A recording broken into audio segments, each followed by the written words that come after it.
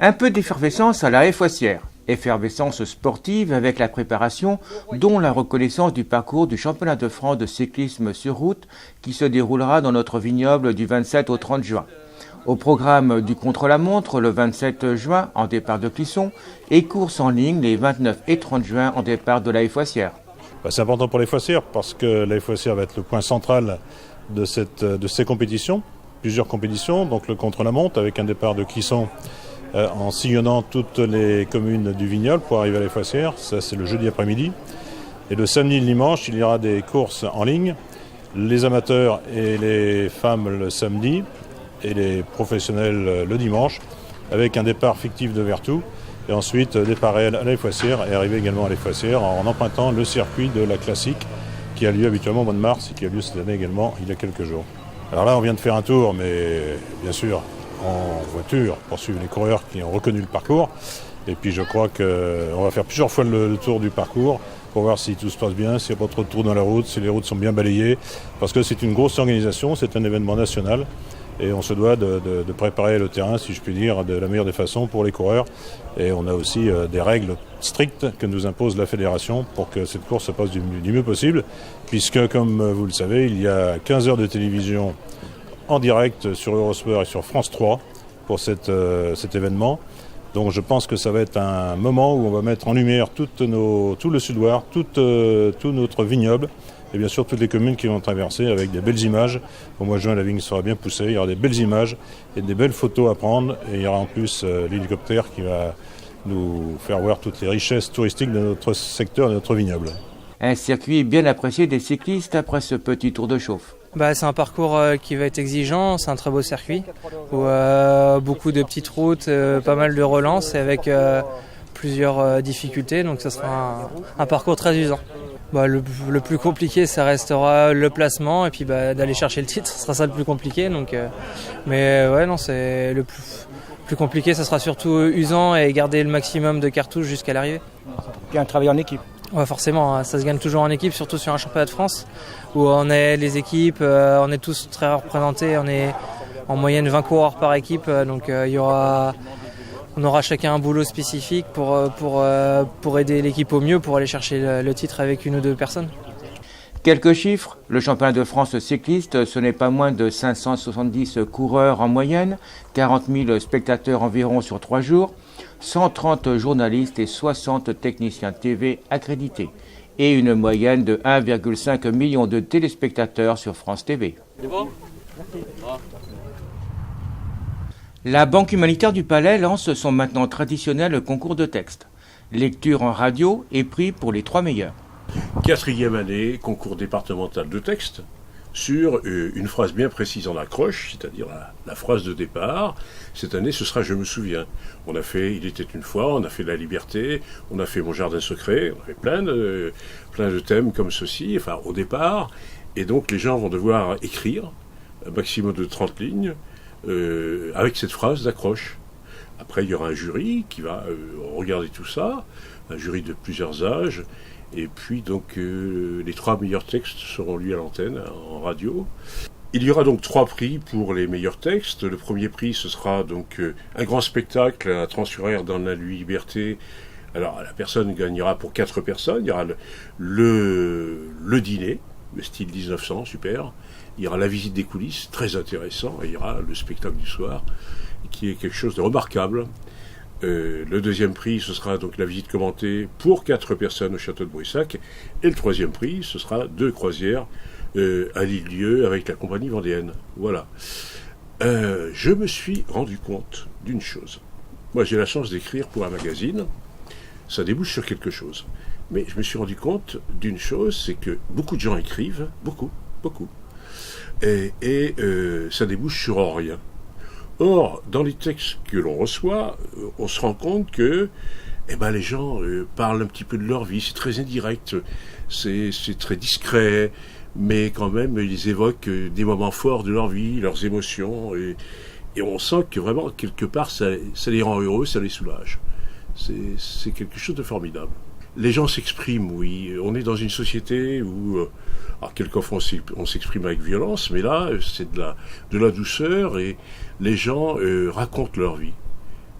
Pour eux, c'est très important parce que ils sont pas isolés et ils font partager un petit peu leur vie. Il faut lire entre les lignes, hein. Quelquefois, c'est pas toujours direct, mais c'est très beau, vraiment très très beau. Je me souviens d'un texte où la personne racontait sa première rencontre d'amour. C'était une femme dont il est tombé amoureuse, et puis cette femme était très belle, et cette femme l'a regardé. Ils sont tombés amoureux, et cette femme est partie, doucement, doucement, doucement, et s'est retournée vers ce monsieur avec un dernier sourire.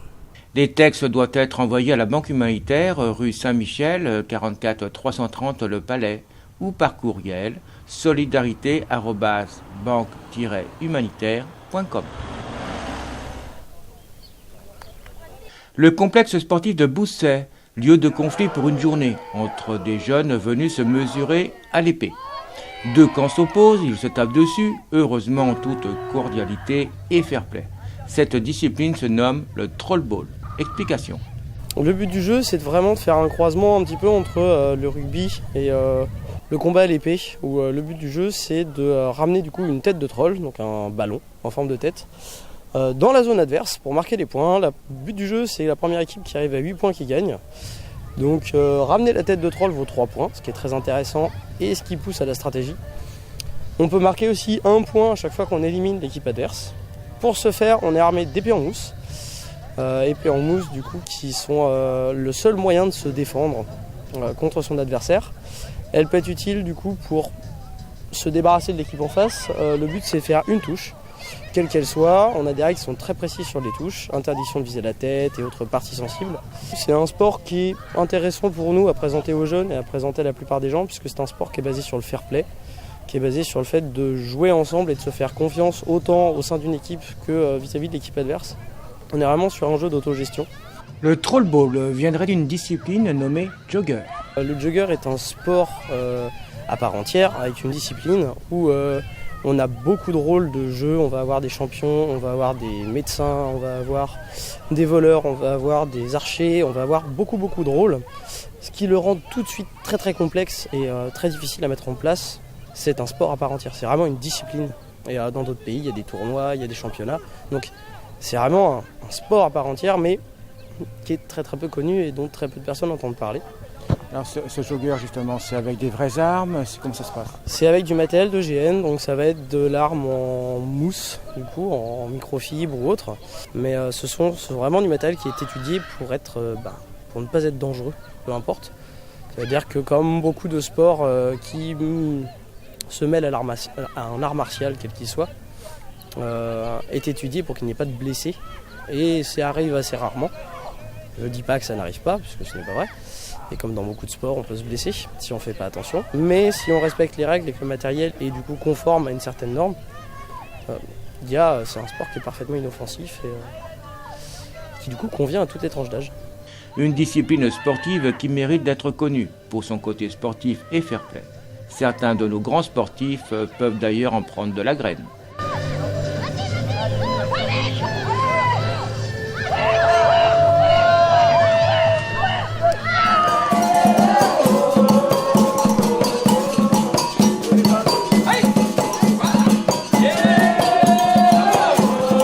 Ils sont venus de toute la France, mais aussi du Brésil, d'Allemagne, des Pays-Bas, d'Angleterre, en fait du monde entier, pour participer au festival de capoeira et aux arts populaires afro-brésiliens qui s'est déroulé au Palais des Congrès et à la salle de la tannerie au Lorobotrou. Ce festival, organisé par les associations Munduruku et Jinganago, a accueilli près de 200 capoeiristes venus en résidence pendant 4 jours. Au programme atelier danse, musique, concerts et bien entendu capoeira. Cet art mélangeant l'art martial et la danse créée par les esclaves en diversion envers les Blancs.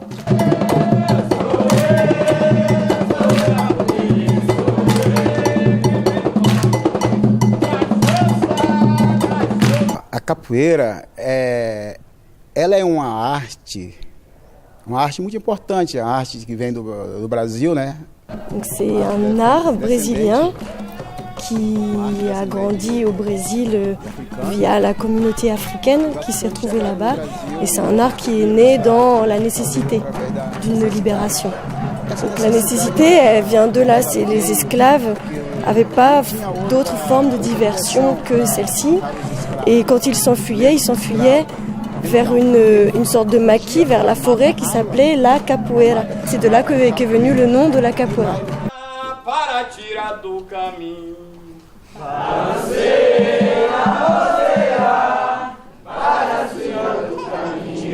Qu'est-ce que vous appelez diversion? Donc la diversion, il dit que jusqu'à aujourd'hui on utilise ce terme-là parce que c'est une façon de camoufler justement l'entraînement à la lutte sous ce côté dansé, culturel, chanté, musical, de cacher ça sous un amusement parce que les Noirs esclaves, s'ils parlaient de ça comme une défense, ils auraient été punis, battus, emprisonnés, etc.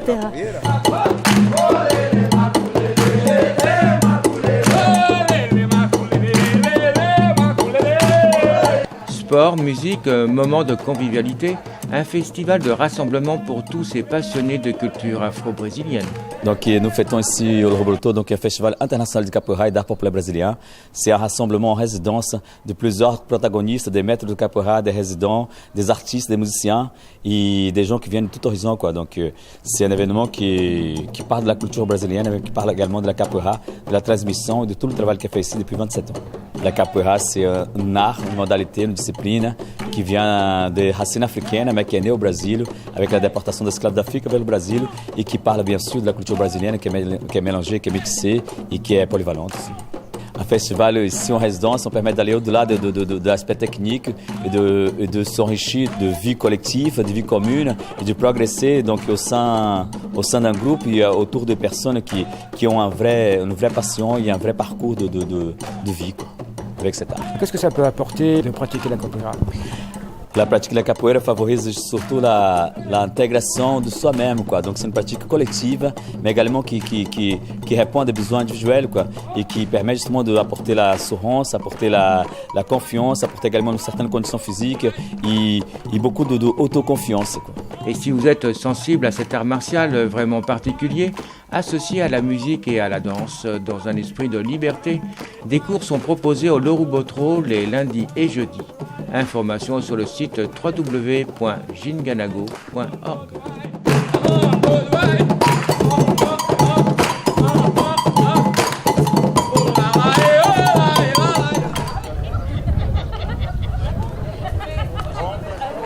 Mousillon se mobilise contre le cancer avec 2 jours riches en animation.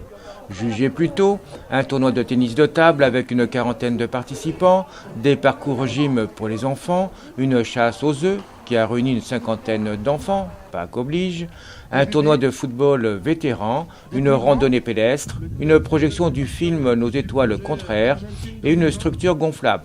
Le tout au profit de la lutte contre le cancer 44 et le lien d'Antoine. Alors cette manifestation, c'est une vieille dame puisqu'elle date depuis 1985, le décès de Jean-Claude Drouet qui était un bénévole de notre club de foot. Et c'est une manifestation qui a été créée de manière à récolter des fonds pour lutter contre le cancer, donc au profit de la Ligue contre le cancer historiquement, qui s'organise tous les 2 ans, toujours le week-end de Pâques.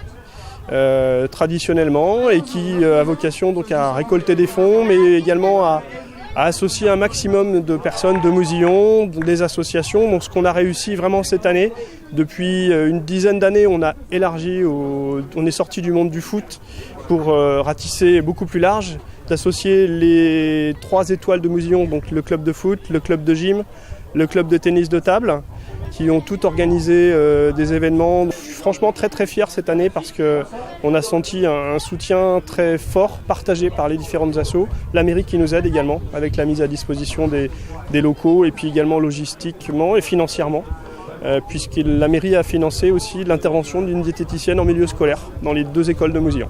Beaucoup se sont mobilisés pour la lutte contre le cancer. 2 jours de sensibilisation d'importance contre ce fléau. C'est vraiment pour la bonne cause, donc c'est important de pouvoir se mobiliser pour Vous venez randonner? Pour lutter contre ce fléau qui nous concerne tous. Voilà. C'est indispensable, c'est important, ouais. Il faut soutenir, parce que plus on se rassemble, plus on est fort et on peut effectivement combattre, soutenir plutôt la recherche contre le cancer et aider les personnes dans la maladie, dans la difficulté à affronter cette terrible maladie qui nous touche tous, ça nous concerne tous. On a tous dans notre entourage une personne qui souffre ou qui a souffert et qui est décédée d'un cancer.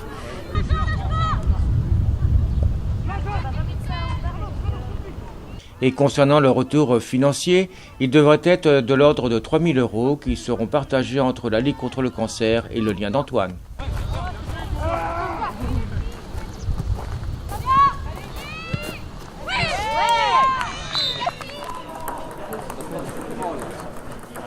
Le club de tennis de table de la Haie Fouassière organisait son traditionnel tournoi annuel qui se déroule historiquement sur le week-end de Pâques. Ce tournoi réservé aux non-licenciés se déroule par équipe de 2 joueurs. Les licenciés de moins de 600 points sont quant à eux acceptés. Nous, notre but premier, c'est en fait de faire fonctionner le club. Voilà, donc d'amener une dynamique, voilà, et puis des activités dans le club autres aussi que les championnats, les matchs de championnat. Et puis ça nous permet aussi de faire découvrir aux gens le tennis de table par le tournoi. On a vraiment tous les niveaux qui viennent jouer ce jour-là et c'est plutôt sympa. L'idée, c'est vraiment que les gens se fassent plaisir aussi sur ce tournoi. Alors, en parlant de faire découvrir le tennis de table, que diriez-vous aux non-licenciés de venir justement vous inscrire? S'ils cherchent un sport physique où on peut se dépenser et en ayant de la bonne humeur, voilà, faut venir au tennis de table. C'est abordable à tout le monde, n'importe qui peut jouer aussi. On est de 7 ans à... J'ai joué il y a 15 jours contre une personne de 83 ans en championnat. Voilà. Alors j'ai appris que le grand Jacques Secrétin jouait toujours à 79 ans, je crois, c'est ça, toujours donc au tennis de table. Voilà, c'est ça, c'est un exemple. Mais voilà, mais dans le vignoble, on a quelques anciens aussi qui jouent à 83 ans. À Mousillon, on a un joueur aussi qui joue qui a dans les 80 ans aussi. Et c'est toujours super sympa de jouer aussi contre des joueurs comme ça. En sachant que le tennis de table, c'est un vrai sport. C'est un vrai sport, vraiment physique. On attrape chaud, venez, faut venir. Vraiment, c'est très on fait vraiment du cardio, on bouge, on est tout le temps sur les appuis. C'est vraiment c'est un vrai sport. C'est un vrai sport. Alors sinon, si on parle un petit peu de cette association de la Haie Fouassière au niveau championnat, comment ça se passe? Alors on a 6 équipes d'inscrites. On a 2 équipes en D2, 2 équipes en D3, 2 équipes en D4 et une en D5, 5 équipes. Pourtant, j'ai cru comprendre ou entendre que vous avez un entraîneur maintenant? Oui. Alors, Paul-Marie Poulain qui joue à Vertou et qui est notre entraîneur officiel depuis 2 ans et qui nous fait tous les entraînements dirigés le vendredi soir pour les jeunes et pour les adultes. Il nous amène vraiment une vraie dynamique d'entraînement avec des gestes, avec des phases de jeu, des services, plein de choses comme ça qui nous font vraiment progresser. C'est très intéressant. Nous l'avons bien compris, que vous soyez jeune ou moins jeune, sportif ou un peu moins, que vous aimiez la compétition ou pas, le sport en s'amusant en somme, le tennis de table est fait pour vous.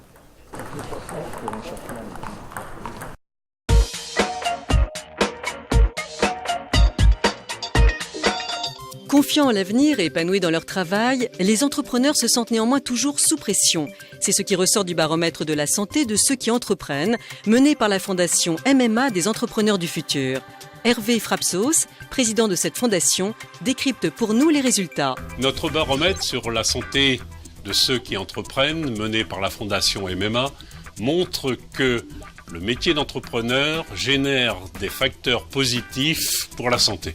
95% d'entre eux s'estiment satisfaits de leur travail et globalement en bonne santé. Mais 70% estiment que leur état de santé est lié à celui de leur entreprise. Des résultats qui montrent la nécessité pour les entrepreneurs de prendre soin d'eux pour prendre soin de leur entreprise. Olivier Torres, professeur à l'université de Montpellier et à la Montpellier Business School, nous dévoile les facteurs salutogènes, c'est-à-dire bons pour la santé de l'entrepreneur. Quand on parle de la vie d'un entrepreneur, on parle toujours du stress, on parle de l'incertitude du carnet de commandes, de la solitude également, et je rajouterai la surcharge de travail. Ce sont des hommes et des femmes qui travaillent énormément. Mais heureusement, et par bonheur, il y a des facteurs salutogènes qui sont bons pour la santé. Le premier d'entre eux, c'est la maîtrise de son destin. Si je réussis, c'est grâce à moi, et si j'échoue, j'assume les conséquences de mes actes. Un deuxième facteur, c'est l'endurance. Je tombe, je me lève. Je retombe, je me relève encore. On rajoutera également l'optimisme.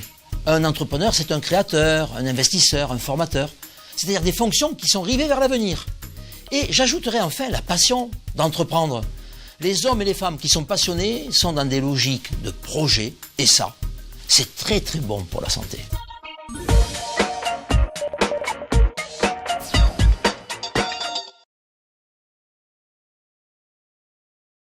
Ils reviennent dans le vignoble les 27 et 28 avril, nos motards, qui luttent contre le cancer. Juste pour rappeler le concept, vendre des roses aux particuliers au profit de la lutte contre le cancer. Tout d'abord, bilan 2018.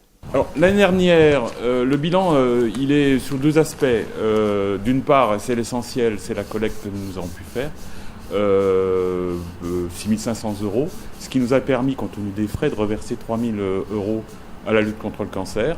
Et nous avions sur le week-end 60 motards avec des accompagnants, ça fait à peu près 80-90 personnes. Donc c'est reconductible bien entendu cette année, mais je crois qu'il y a quand même quelques petits changements. Alors il y a quelques changements qui tiennent pour l'essentiel à des problèmes de date qui nous obligent un petit peu à devenir un peu indépendants. Effectivement, le nom change. Nous appelons cette année La Vie en Rose avec un S, c'est important.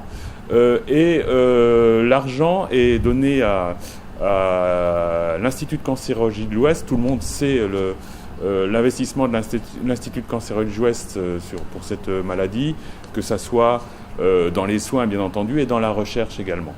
Donc ça nous permet également d'être au plus près entre le don et l'utilisation en donnant cet argent à l'Institut de cancérologie de l'Ouest.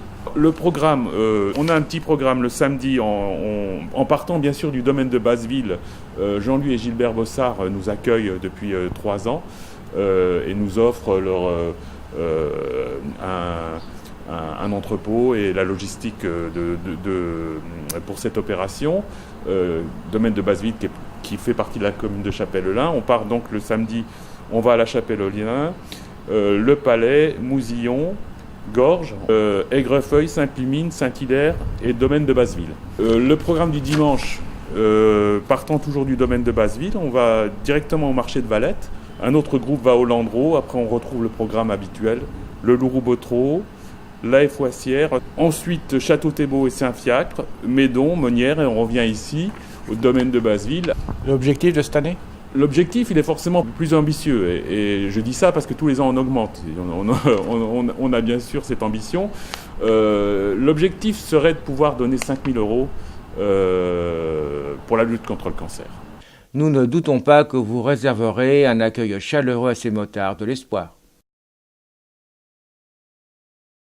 Une vacherie s'installe à Clisson, voire plusieurs puisque c'est un salon. Le salon de la vacherie se déroulera sous les halles de Clisson le 1er mai de 14h à 20h. Alors, pour être une vacherie, ce sera une vacherie, mais un salon de la vacherie. Attention, un salon de la vacherie, car la vocation de VDCE, c'est de faire des salons à l'origine, parce que l'origine, c'était la Foire Exposition de Clisson. Donc, on continue après le salon de travail au noir, qui avait été un succès. 5000 personnes quand même en un après-midi, c'est extraordinaire. On a fait le Paradise Fest, qui était une parodie du Hellfest. On a fait également les parties de Q de Clisson, une déclinaison de la lettre Q, bien entendu. Hein. Et l'année dernière, nous avons fait la fête des concitoyens. Eh bien, cette année, nous avons trouvé, pour dérider les gens, ils ont besoin de se détendre, il faut rire. Donc, cette année, pour les rendre plus heureux, on fait de l'humour, toujours de l'humour, et ce sera donc le salon de la vacherie. Le salon de la vacherie. Le 1er mai. Le 1er mai, l'après-midi, un mercredi 1er mai de la semaine prochaine. La vache qui rit sera présente, puisque la bonne du curé sera présente. Et dans son stand, elle vous fera mettre le fromage en boîte. Ah bah il y aura aussi le curé nantais qui sera là, le curé nantais, le père curé, le vicaire qu'on connaît sur les étiquettes du fromage, du curé au muscadet, hein, eh bien il sera présent. Et puis il y aura, oh là là, vous pourrez vous restaurer, vous régaler, vous rafraîchir, sans craindre la maréchaussée avec le contrôle d'alcoolémie, puisque on a monté un bar à lait. Un bar à lait, et comme disait le docteur Dubois il y a quelques années, de ça, il y a fort longtemps, quelques décennies, il disait plus jamais de muscadet dans les biberons pour les enfants. À côté, vous pourrez quand même en parler parce que vous aurez le bobard. Le bobard, vous pourrez raconter des conneries, des bobards, hein, parce que là aussi il y a une citation. Je boirai du lait quand les vaches mangeront du raisin. Et ça, c'est Toulouse-Lautrec. Vous voyez, on fait dans le culturel. On peut déconner, mais on peut faire du culturel. On instruit les gens. C'est quand même beau. Je voudrais pas tout dévoiler, mais quelques... Ah, si, je sais. Quand vous allez arriver, eh bien, il y aura la présence de la gendarmerie. Parce que, figurez-vous, on a monté un radar. Un radar spécial habillé de peau de vache. Parce que pour permettre aux gens qui vont venir en courant, bien sûr, dans ce salon, ils risquent de commettre des excès de vitesse. Alors, ils recevront une amende, ils seront vlachés, et ils recevront une amende qu'ils seront obligés de s'acquitter sur le champ, hein, parce que avec les vaches, hein, sur le champ, et ils devront déposer l'argent de leur amende dans une cagnotte pour vache à lait. Hein, et à la sortie, ils pourront faire meuh. Venez nombreux, ça va faire du foin.